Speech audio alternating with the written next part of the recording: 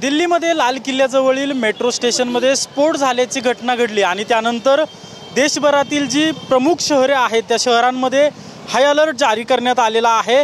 मग महाराष्ट्रातील मुंबई असेल, पुणे असेल किंवा नागपूर असेल अशा विविध शहरात हाय अलर्ट जारी करण्यात आलेला आहे। पुण्यात देखील आता आपण पाहतोय की पुणे पोलीस जे आहेत ते ठिकठिकाणी नाकाबंदी करत आहेत। मी सध्या श्रीमंत दगडूशेठ हलवाई गणपती मंदिरापाशी आहे आणि पोलिसांनी रस्त्याच्या मधोमध बॅरिगेटिंग केलेलं आहे आणि येणाऱ्या गाड्यांची तपासणी पोलिसांकडून केली जाते। तर ज्या शहरामध्ये ज्या ठिकाणी वर्दळीची ठिकाणे आहेत किंवा संवेदनशील ठिकाणे आहेत अशा सर्व ठिकाणी पुणे पोलिसांकडून बंदोबस्त तैनात करण्यात आलेला आहे आणि ज्या गाड्या संशयित वाटतील किंवा ज्या गाड्या पोलिसांना तपासायच्या त्या एका साईडला घेतल्या जातात आणि गाड्यांच्या तपासणी केली जाते। आपण पाहतोय की दिल्लीत जी घटना घडलेली आहे त्या घटनेमुळे महाराष्ट्र पोलीस जे आहेत, पुणे पोलीस जे आहेत ते आता ॲक्शन मोडवर आलेले आहेत आणि अलर्टवर असून पुण्यातील सर्व जे सेन्सिटिव्ह भाग आहेत किंवा जे वर्दळीची ठिकाणे आहेत त्या ठिकाणी पोलिसांकडून चौकशी केली जाते, गाड्यांची तपासणी केली जाते। त्याचबरोबर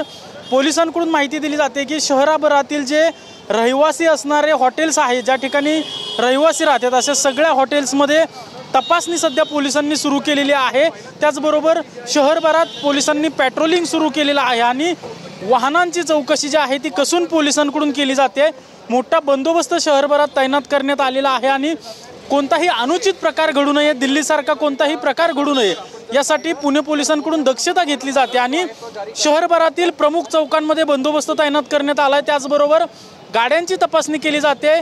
ज्या हॉटेलमध्ये जे लॉज आहेत त्या ठिकाणी देखील कोण कोण रहिवासी आहेत त्याची माहिती पुणे पोलिसांकडून घेतली जाते आणि कोणताही अनुचित प्रकार घडू नये याची खबरदारी पुणे पोलीस घेत असतानाच आपल्याला पाहायला मिळतंय।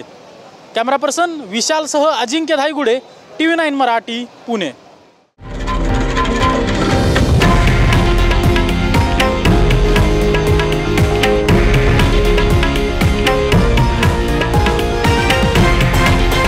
हे आहे देशातील नंबर 1 न्यूज नेटवर्क आणि आपण पाहत आहात TV9 मराठी, एकमेव।